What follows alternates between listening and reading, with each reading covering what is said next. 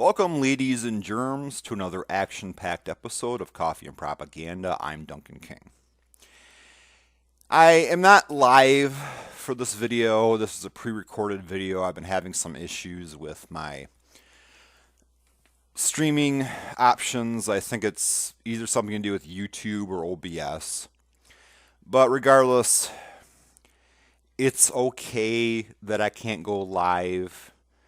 It's okay that I can't bounce the ball or throw the ball in the basket because I'm good enough, I'm smart enough, and doggone it, people like me. For this episode, we're going to look at some posts on a Facebook group called Atheism versus Theism Debate Central. I like engaging Facebook Christians a little more so than I do YouTube Christians because they tend to be less polished apologists. They are regurgitating arguments that they've heard in church for years, and then the first time they encounter an atheist, which is usually on the internet, because most of us are not that outspoken in real life, they'll regurgitate one of these arguments for the existence of God that they've heard from their pastor or someone, and we bat it down really easily. So these arguments are usually easier to deal with when you're dealing with Facebook Christians than the seasoned apologists, but they're more sincere, they're less tactical, they're more honest than the more seasoned apologists who do dishonest tactics and dodge questions through manipulative argumentation. So I actually prefer dealing with these sorts of people than the more seasoned apologists. First one we're going to look at is by a gentleman named Samson Midginji.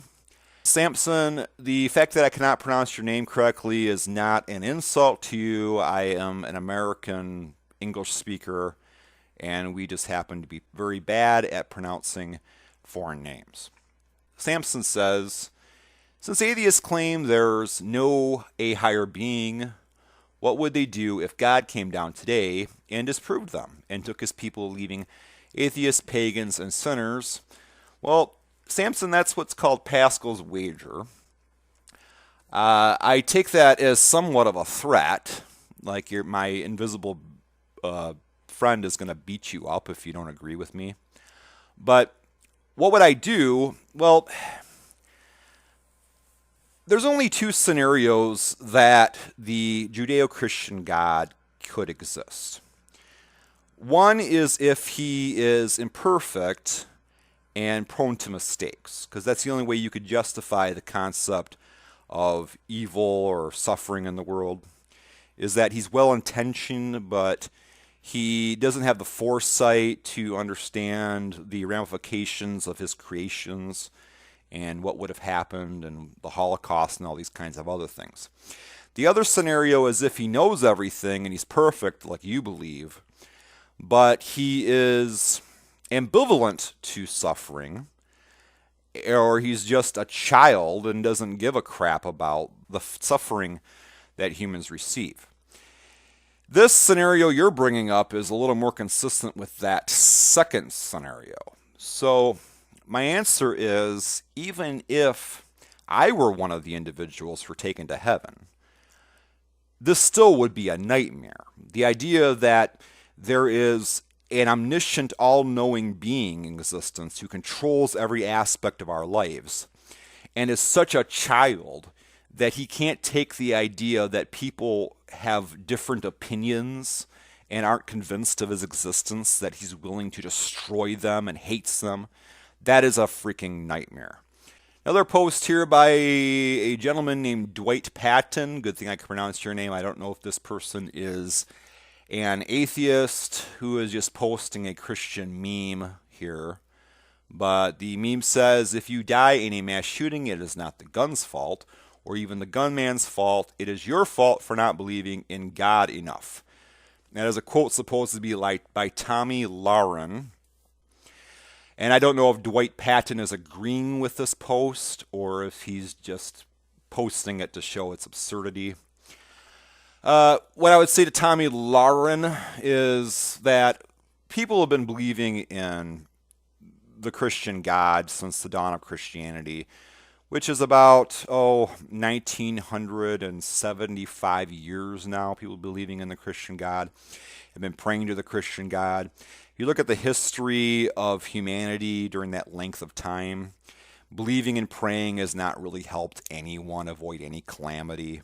People were praying through the whole Black Death that claimed the lives of some 30 million individuals in Europe.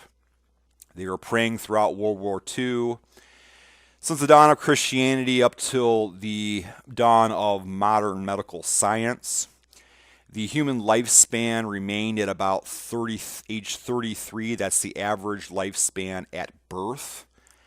And at birth, what that means is that it's the average age that people live from the age of birth. It's a different age if you go from the average from adulthood. It's much higher than that. I think it's 50 something for most of that length of time. But at birth, the reason that that average lifespan was so low for all that length of time is because most people died as children. For most of human history, people had to have 6 children for every couple in order to just continue population levels, because more than half of children died as children. People were praying all that length of time since the beginning of Christianity until the dawn of medical science for their children to be safe. It's usually the one thing that a parent would pray for, and it didn't do any good. Children were dying just as regularly since the dawn of Christianity than before. Prayer doesn't do anything, and it's not going to help anyone survive a mass shooting. Gordon Frank says God created Adam and Eve, not Adam and Steve. Please let us not argue. Well, Gordon, you posted this in a religious discussion group. So the whole point there is to argue, to discuss things. Now, I'm actually very pleased when I hear individuals like yourself talk about homosexuality, because one of the two things that's causing the rise of atheism is our change of attitude about homosexuality. And then you have people like you who are equating homophobia with religion voluntarily. This is not going to bode well for the adherents of Christianity. It's a no-win situation for you. So keep on going out there and equating the Bible, and equating Jesus, and equating Christianity or the church with homophobia. The Bible forbids so many things that you probably do every day, Gordon Frank. It forbids mixing wool and linen. Look at the content of your clothing. It forbids eating milk and meat together. All sorts of things. So why are you focused on homosexuality? One thing they've showed through studies is that individuals who report being most grossed out, freaked out, more opposed to homosexuality are also more prone to showing patterns of arousal when exposed to homosexual imagery during psychological studies. I just don't see how anybody could believe that homosexuality is a choice unless they are somewhat bisexual. A real heterosexual, if you paid me $100,000 to bone a guy, I wouldn't do it. Maybe $1 million. I'd probably get really drugged up before I did it, but I wouldn't do it for $100,000. It'd be like asking me to eat human shit. So how could you possibly fathom that an actual heterosexual would be able to have sex with a man just as a choice? It makes absolutely no sense. The only way that would make sense to you is if you were bisexual. It's basically 3 kinds of people in this world when it comes to homosexuality. There are gay people themselves, there are people who are fine with homosexuality, and there are closet bisexuals. There is no one who thinks that being gay is a choice who could actually be a heterosexual. It makes no sense.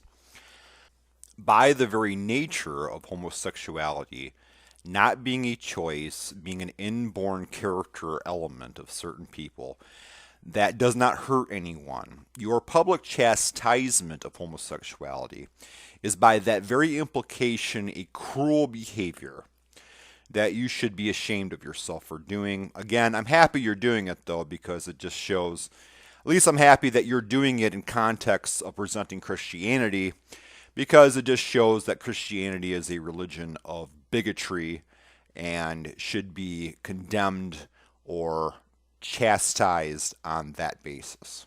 Next one is by Mushabati Tembo. Again, this is a name I'm probably pronouncing wrong. It's not anything wrong with your name, Mushabati. It's just the fact that I'm a native English speaker from America, and we tend to have a little difficulty pronouncing foreign names. Mushabati Tembo says, we all know that atheists are justifying sinning for their own interest. What else? If I counted all the 10 worst things that I've done in my life, I did them all as a believer. Now, granted, I tend to do less harmful things now because I'm older. We tend to learn more with age. So the fact that I am a little more conscientious now as an atheist than I was as a believer is likely coincidental to my atheism. It's just probably more of the result of the fact that I have a little more experience with life, a little less reactionary, a little less hormonal in my reactions to other people. There is only one sin that I commit now as a non-believer that I did not commit as a believer, and that is blasphemy or heresy. I fail to see why I would choose to be an atheist simply so I could commit blasphemy. Like, it's so fun to commit blasphemy. God probably doesn't exist. It's probably, there's no good reason to believe in God. Oh, it's so fun to say that I'm going to risk being ostracized by my Christian community, living in a Christian culture. I'm going to willfully become a minority group. As a white American who should be in the majority in every aspect, I'm going to choose to be a minority, subject myself to criticism, mistreatment, just because it's so fun to commit blasphemy. It seems the only sin that God is consistent about is blasphemy. The God of the Bible encourages people to commit murder, is tolerant of rape, is tolerant of infanticide, commits these things himself, encourages theft in certain circumstances, encourages lying in certain circumstances, encourages talking against your parents, being a general asshole. The only thing he seems to be consistent about through all the entire text of the Bible is people not to commit heresy or blasphemy. So, as I often say, blasphemy and heresy is the only real sin in the entire Bible. But granted, I just don't see why it's so fun to commit blasphemy that a person becomes an atheist just so they can do it. And your logic doesn't even make sense anyway. I mean, let's say I pretended that the police didn't exist even though I internally really believed it. How would that help me to commit crimes just because I don't try to convince myself that the police didn't exist? I'd still be arrested, I mean, even if I didn't believe it. So, deluding yourself into believing a God doesn't exist if you internally knew it did really wouldn't help you commit sins. I commit probably fewer sins than most people. I've never cheated on a woman. Granted, I've never been married, but I committed premarital sex as a Christian too. But I've never cheated on a wife. I don't drink. I don't do drugs. Actually, the last time I smoked pot, I was a Christian, oddly enough. So it seems the only sin that I commit as a non-believer that I did not commit as a believer is blasphemy. It's so fun to commit blasphemy. Next one is by Aaron Fitzwater. He proclaims, "Put down your science books and pick up the cross. Science has nothing to offer you." Nothing awaits you according to the atheistic worldview. Well, let's stop you right there, Aaron Fitzwater. Atheism is not a worldview. Atheism is a narrow stance on the existence of deities. You actually can be a religious adherent and be an atheist. Buddhists, a lot of them are atheists. A lot of people who engage in ancestor worship are technically atheists because they don't believe in gods per se.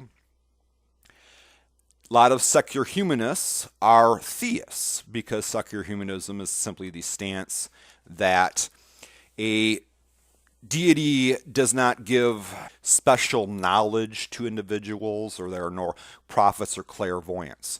My worldview is secular humanism. A worldview contains stances on the good. It contains ideas about how truth is obtained, but it also contains stances on the good, or what is the betterment of society, things like that. The atheism has no stance on it all. Atheism does not really contain a stance. It kind of implies a stance on the nature of truth, but not in itself. For instance, you could be a Buddhist atheist and you would have a different concept of the truth than a secular humanist would. But my worldview is secular humanism. Save an immense void of nothingness, life is absurd without God. Do you have a purpose and a loving God waiting for you at the end of this life? This life is only the beginning! Exclamation point. There is no religion that can give you an objective purpose to existence. What is the purpose of our life? To serve God? Okay, what's the purpose of God's life? To serve man?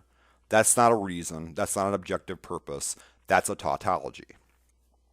If the purpose of your life is to get to heaven, what will be your purpose of your life in heaven? Just to continue to exist and be with the angels and praise God for eternity? So you're just existing then to exist. You can't come up, there is no worldview or religion that can provide you an objective purpose to life. I could just as reasonably say, actually more reasonably say, that the purpose of my existence is to serve my loved ones, and their existence is to serve me. At least in that case, I am serving people that actually need me to serve them because they're vulnerable. They suffer, they have grief, they have sorrow. Whereas a God feels no pain, has nothing to worry about, doesn't really need us to serve him. And I know that my loved ones actually exist. And everybody has their own subjective purpose for existing. But regardless, you cannot get an objective purpose for existence from any religious worldview, even though you think you can. You just haven't thought it through. Next one is by Pastor Dr. Rahsan Armand. I don't know. So he is both a pastor and a doctor. So I guess I don't know if he's a podiatrist or a gynecologist. So you go and listen to him preach, and then he goes and looks at the vaginas or looks at your feet or whatever he does. But anyway, Dr. Pastor says, questions for the atheists in this group. What controls your moral barometer? Well, Dr. Pastor, Pastor Doctor. We have an internal sense of compassion. It's an automatic component of our minds that we're born with. I don't know, maybe you don't have it, so you don't understand that. His second question is there a code you live by? A moral code, or what's called a moral mandate, has two components. One would be the subjective automatic sense of compassion that we have, which we can't second guess for two reasons. One reason we can't second guess it is because of what's called the third law of value. To judge your own standard of value as unimportant would be a self-refuting statement, because that itself would be a value judgment. So it would be deeming the standard of value unimportant. So if you said that my standard of value is unimportant because it's subjective, you'd be saying it is unimportant that I judge my standard of value as unimportant. Also, because your standard of value is an automatic component of your brain, you can't second guess it any more than you can second guess the feeling that needles are unpleasant, or your tendency to not enjoy the taste of shit. You simply have no ability to second guess the assertion that the suffering of others is terrible to behold. So all value judgments, which is what a statement about the good is a value judgment, have the quality of being subjectively incontrovertible. While being subjective, we lack the capacity to second guess them. But a moral mandate and a moral code contains more than a value-based warrant. It also contains a truth-based warrant. An example, the claim that we should burn witches so to prevent a plague or to prevent a drought is fallacious in the sense that burning witches, we have discovered, will not stop a drought or stop a plague, because we have learned that those phenomena are caused by natural things. So the moral claim that we should burn witches to stop a drought or stop a plague is not only subjectively wrong based upon the fact that it harms somebody, but it's also factually or logically incorrect in the sense that it won't achieve the objective it's stated to achieve. Hope that made sense. Okay, he then asks, number 3, if there is no God influencing, how do you determine right from wrong? Well, Dr. Pastor, the word right, if you look it up in a dictionary, is defined as good. If you look up good in a dictionary, it's defined as moral, and then moral is defined as right.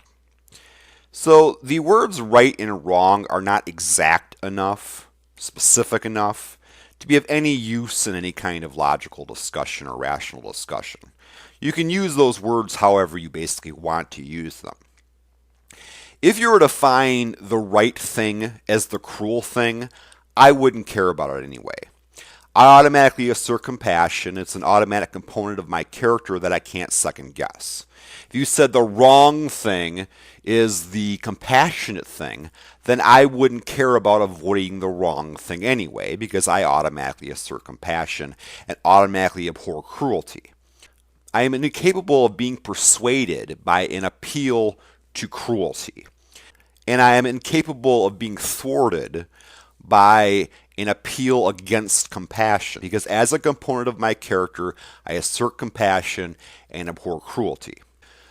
So when you are speaking of moral issues, you can't use those words right and wrong. They're just too inspecific. Just speak of cruelty or speak compassion, and you'll be speaking my language. If you're not speaking my language, then you can't have a rational discussion with me about the good.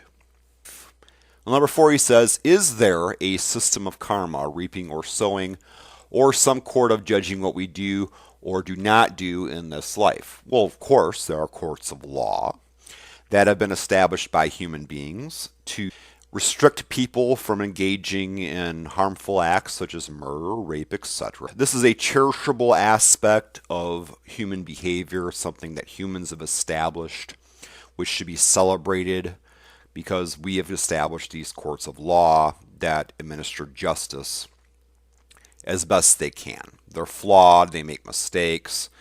Same thing with the civil court. The civil courts make mistakes, but they're based on the premise that people should be deserving of certain treatment based upon their behavior.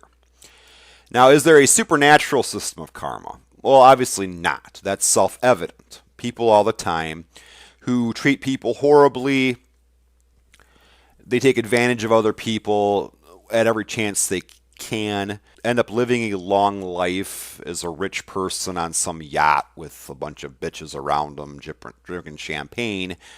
And then other people who care about everyone and would never harm a fly, but they happen to be a little less attractive, or they tend to not have much luck, any business sense, will die alone and penniless. We know plenty of examples of this. Innocent children who would never hurt anyone either, who die of cancers and starve to death. Happens all the time. It's self-evident that there is no supernatural karma system in this world. Now, having said this, I do believe there is a social psychological reality to some extent. It's not all encompassing, but there is a social psychological factor that does exist in life, which is called character as fate, where I would say to have a friend, you have to be a friend. To be loved, you have to love.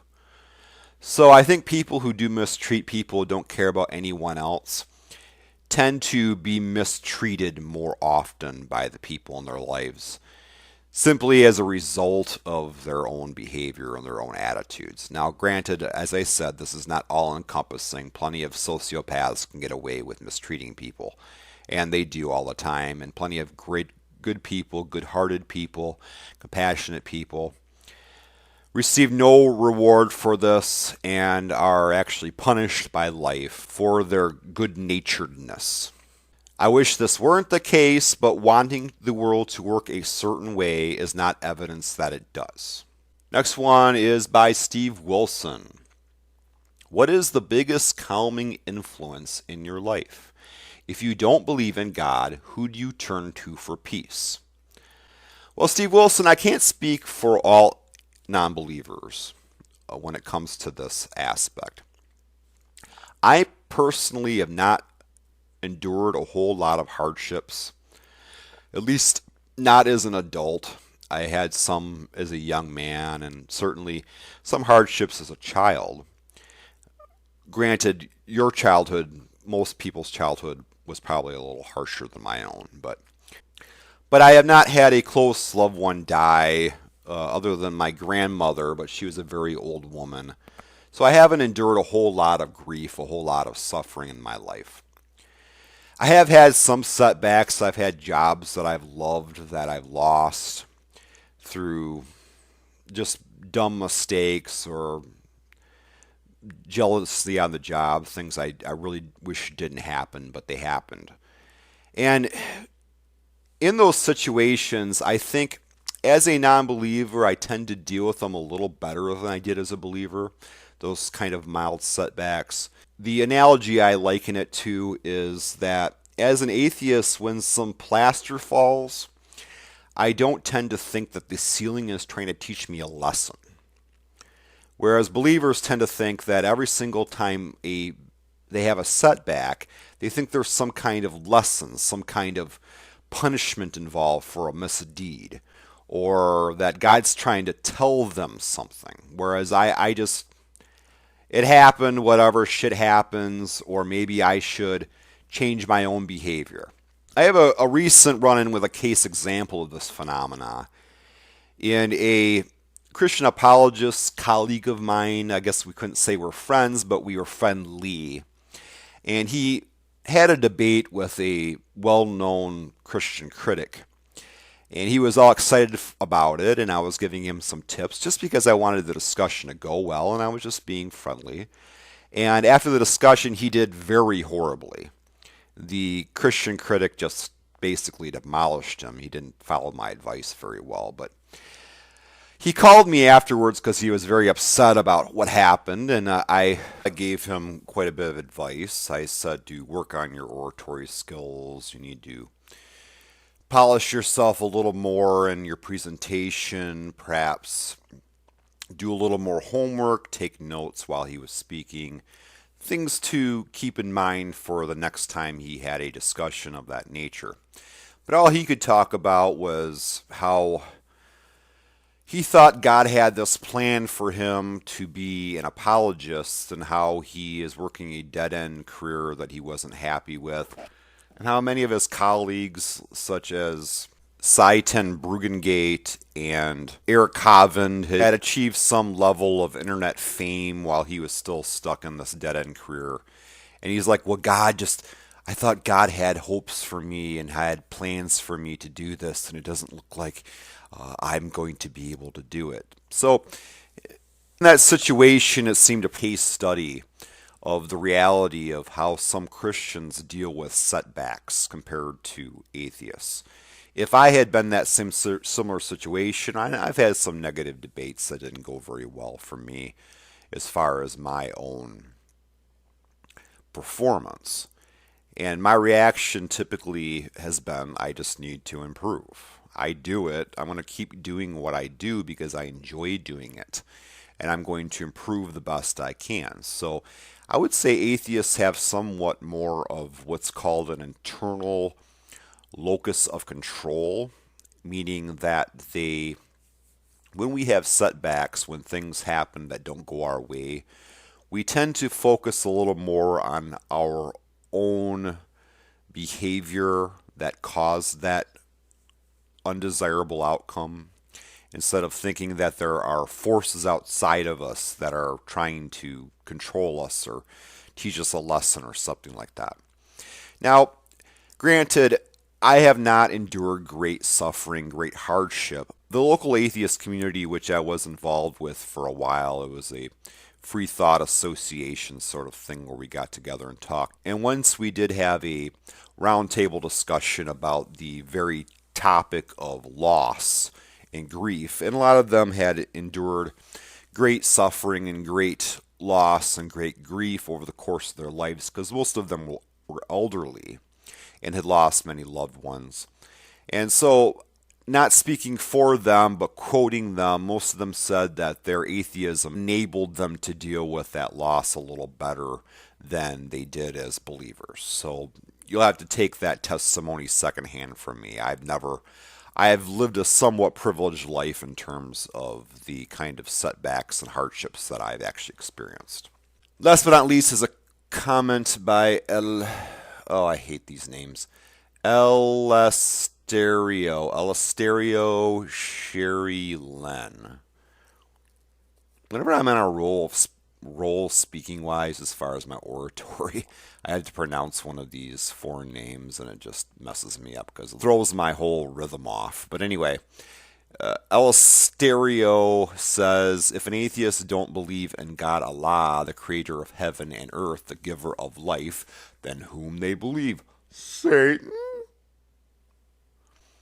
Well, Elasterio, Satan is a product of a sect of Judaism called apocalypticism.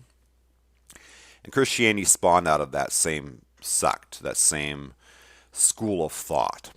Even though the Hebrew Bible constantly makes promises of good things happening to people who are devout, who follow the law, etc., still bad things would happen to people that were devout, people that followed the law, people that followed God's commands, sacrificed to God on a regular basis. Still bad things would happen to them, even though the Bible, Hebrew Bible, promised that good things would always come to these people. So they came up with the idea, the theological band-aid, that Satan was an evil being who was personally invested in the downfall of humanity and the downfall of God's servants, to try to make sense of that fact.